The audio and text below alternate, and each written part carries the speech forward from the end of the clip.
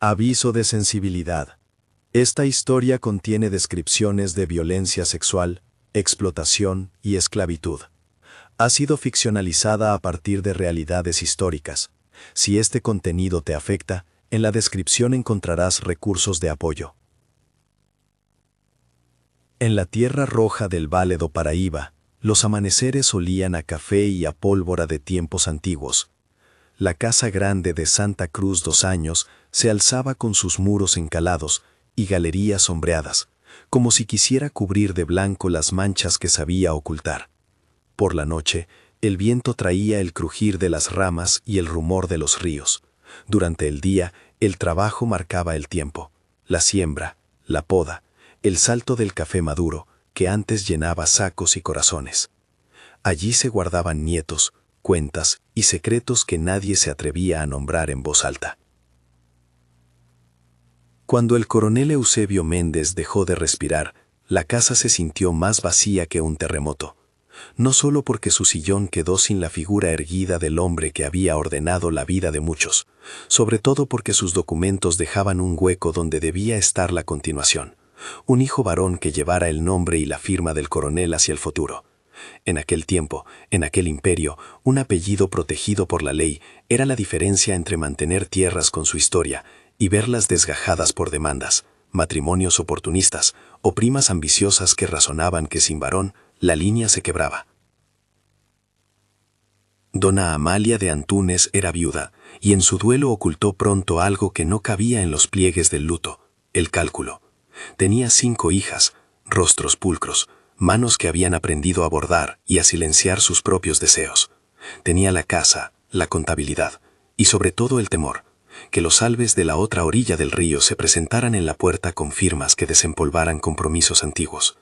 El apellido, decía ella en voz baja, era un patrimonio que no podía escurrirse por la casualidad de una muerte. No pasó mucho tiempo antes de que la preocupación se transformara en plan. No era un desvarío improvisado. El papel, la herencia y la reputación valían más que la calma de una mujer envejecida. Rodeada por libros, cartas y un puñado de hombres de confianza, Amalia decidió que haría lo que la ley exigía, aunque la moral se rompiera en el intento. Si la necesidad era producir un heredero, entonces se produciría a cualquier precio. No contaba con la opinión del pueblo, contaba con la fuerza de lo que ella consideraba mandato familiar. Aquí conviene una aclaración. En esta versión ficcionalizada, la persona elegida para la tarea era una mujer esclavizada. Para nombrarla, la llamaremos Amara. Amara no era un mero objeto, tenía nombre, tronco y memoria. Era joven, de ojos que guardaban una paciencia antigua. Sabía leer las letras que otros dejaban caer en papeles, porque alguien dentro de la senzala le había enseñado a leer a escondidas. Cosía, arreglaba manteles y conocía los rostros de las parturientas como si pudiera adivinar en cada pliegue una historia. Sus manos eran tan capaces como las de cualquier hija de la casa, y sin embargo, la ley la consideraba una posesión, un cuerpo al servicio del interés ajeno. La reunión en el escritorio de la Casa Grande fue fría y breve. No hubo gritos grandilocuentes ni confesiones, hubo razones contables y un mandato. «Necesitamos un heredero», dijo Amalia delante de su mayordomo y del médico del lugar. «Si las hijas no lo dan, alguien debe darlo». Se habló en voz baja de procedimientos, de discreción, de registro, como quien tramita una compra de arroz. Nadie pronunció la palabra que todos entendían: coerción. Las hijas tuvieron cada una un episodio propio antes de cooperar. Leonora, la mayor, era meticulosa como su madre. Al principio se negó con la obstinación de quien teme la mancha en el apellido. Elena, la segunda, tenía la melancolía de quien admite sacrificios para conservar la estabilidad. Constanza, que soñaba con la libertad de los libros, intentó huir en un pensamiento que la hizo enfermar de noche. Beatriz, de risas contenidas, obedeció con ojos vacíos. Y Mariana, la menor, de apenas 15 años, caminaba por la casa como si fuera un fantasma a quien la edad no había dado todavía la armadura del silencio. Una a una fueron llamadas, una a una cedieron al silencio impuesto por la fuerza de la casa. El plan funcionó como maquinaria. Amara fue apartada de sus compañeras, vigilada. Su vida se convirtió en un pasillo de miradas. No se trataba de debates o de plausibles consentimientos. Era un mandato que se aplicaba con el peso de la autoridad. La violencia que se vivió en esa habitación no necesita ser contada en detalles para ser entendida. Basta decir que la coacción se impuso y que en nombre del apellido se rompieron cuerpos y se borraron voluntades. Amara, sin embargo, no era un personaje sin historia. La narración debe preservarla como persona. Antes de Santa Cruz dos Anjos, llegó desde una plantación vecina. Había perdido a su madre en una epidemia y había aprendido a contar las cuentas de la casa con más astucia que los contables oficiales. A escondidas, Amara escribía en trozos de papel pequeños versos aprendidos de una parturienta que alguna vez la libró de una paliza. Guardaba en su pecho nombres que nadie más pronunciaba. Su resistencia era silente. Cuando la mandaron a cumplir la labor que la viuda exigía, Amara se convirtió en la portadora de la mentira que salvaría una fortuna. Las rutinas de la casa se reorganizaron en torno a esa mentira. Las parteras fueron llamadas con discreción, las comidas se sirvieron con caras de seda. La senzala tuvo que observar cómo una de las suyas era tratada como un instrumento en el tablero de otra. En los cuartos del fondo se esperaba el momento en que la naturaleza se manifestara con su crudeza. El embarazo, el dolor, el nacimiento. Las voces del pueblo murmuraban sin atreverse a denunciar. La complicidad era un tejido que envolvía a muchos. El cura que miraba para otro lado, el notario que sellaba documentos sin preguntar demasiado, los sirvientes que ya sabían que sujetar la verdad era la hora del trabajo. Los nacimientos llegaron con el peso de la estrategia. Uno tras otro los niños vinieron al mundo bajo lámparas mortecinas. Algunos fueron presentados como nietos, otros como hijos prestados de un matrimonio que no tuvo fuerzas para blanquear. La viuda vio en cada pañal un paso más hacia la firma que preservaría su estirpe. El primero en nacer fue un varón. Su llanto resonó como un sello que ataba la casa a la victoria. En la sala de registro, el notario llenó el acta con el nombre del coronel, como si la genética obedeciera al papel. La inscripción legal parecía cerrar una herida que, en realidad, se había convertido en costra. En la burocracia cercana al poder, un hijo registrado tenía la misma fuerza que una herencia en línea recta. Nadie preguntó por el origen del semen o por la verdad de los cuerpos. La sociedad se plegaba a la versión convenientemente ofrecida por la Casa Grande.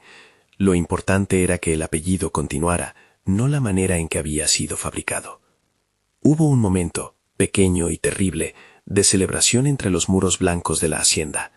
Dona Amalia recibió cartas de parientes lejanos, felicitaciones contenidas y la satisfacción de sentir que su estrategia, por lo menos en apariencia, había triunfado. Los forasteros veían los hijos, los pañales, las sonrisas mecánicas de las hijas. No veían el precio que alguien había pagado con su libertad y su carne.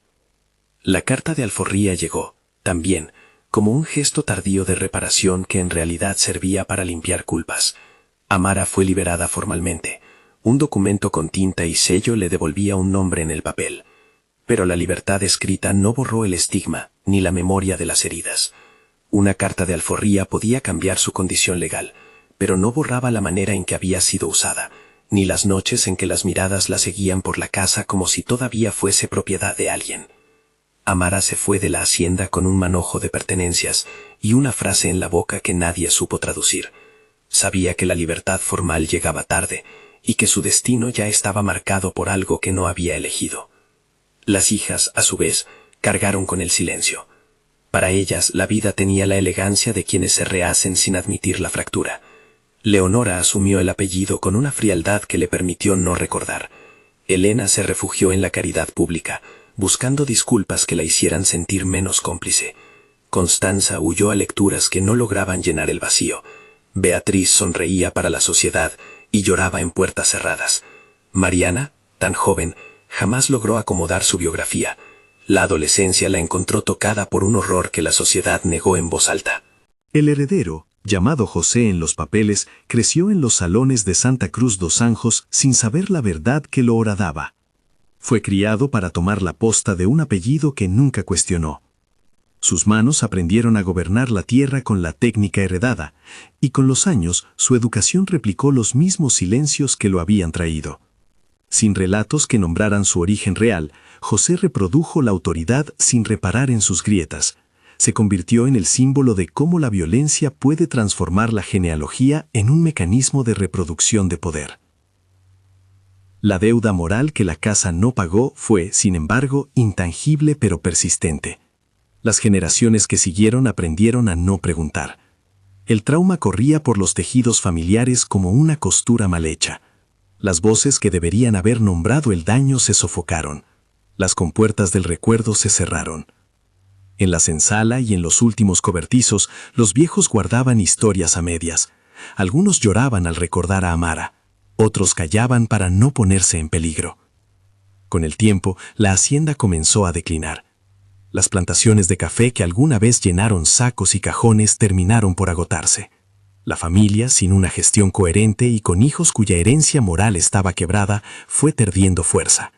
La casa grande fue quedando vacía, con sus habitaciones grandes que ya no veían festejos y sus galerías que crujían con la humedad de los inviernos. La ruina física fue la metáfora más precisa de la ruina ética. Cuando los muros se fisuraron, las historias ocultas empezaron a asomar entre los ladrillos. Pero el olvido nunca fue total. Algunas voces pequeñas, no reconocidas por las altas genealogías, mantuvieron la memoria. Mujeres que habían trabajado en la casa recordaban los nombres con un cuidado solemne. Un par de cartas escondidas detrás de una viga contenían poemas de Amara que hablaban del mar y de un pueblo que no existía ya. En esas notas residía la evidencia de que la víctima no había sido solo un cuerpo, sino una persona con pensamiento, con sutilezas, con una resistencia que no se extinguió con la tinta del notario. La historia de Santa Cruz dos Anjos es en su fondo una historia de decisiones, de cómo una viuda trenzó una solución que le asegurara su nombre y en ese proceso convirtió cuerpos humanos en instrumentos, de cómo la ley puede ser cooptada para sostener una mentira que beneficia a pocos, de cómo el silencio social permite que la violencia se vuelva una tradición no escrita. Y también es la historia de la resistencia mínima, los papeles escondidos, las palabras murmuradas, la memoria que insiste en nombrar. No debemos confundir lo que fue con lo que pudo ser. Esta narración toma elementos de época, términos de la casa grande y realidades de un sistema esclavista. Está ficcionalizada para mostrarnos una verdad moral. La impunidad construye instituciones podridas. Por eso es importante recordar a quienes fueron silenciados, a Amara, a las hijas que no pudieron resistir, a los bebés que crecieron sin conocer sus raíces verdaderas. Nombrarlos es una manera de reparar, aunque sea en la palabra, la deuda que la historia dejó abierta. Hoy, cuando la casa ya no tiene más bandejas brillantes ni invitados a la mesa, queda la posibilidad de mirar ese pasado con honestidad. La memoria no es un castigo para el presente, es una obligación ética. Recordar a las personas que sufrieron y decir sus nombres es una forma de justicia que no sustituye a la reparación material, pero que impide que el relato dominante borre las huellas del abuso. Decir que se recuerda es quitarle al olvido la licencia de absolver a quienes construyeron su poder sobre la humillación de otros. Antes de seguir, una petición breve. Si esta historia te llega, suscríbete y comparte. Historias como esta necesitan más ojos que no permitan que la memoria se apague. En el diálogo que sigue con la memoria, hay lecciones concretas. Primero, la ley no es neutral cuando su aplicación favorece a los poderosos. Segundo, los documentos pueden mentir tanto como las miradas. Un acta no sustituye la verdad del cuerpo. Tercero, la restitución simbólica, nombrar a las víctimas, preservar sus cartas, es una pequeña forma de dignificar lo que fue arrebatado.